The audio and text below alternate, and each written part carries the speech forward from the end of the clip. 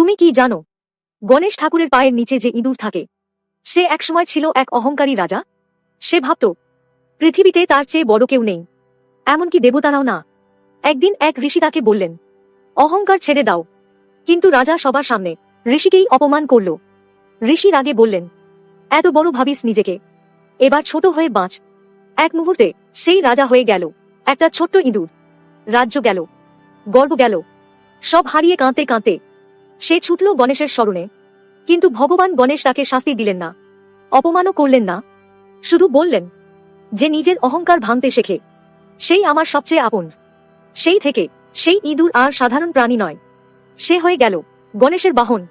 এই কারণেই বলা হয়, অহংকার মানুষকে ছোট করে দেয় আর বিনয় ভগবানের কাছে নিয়ে যায়।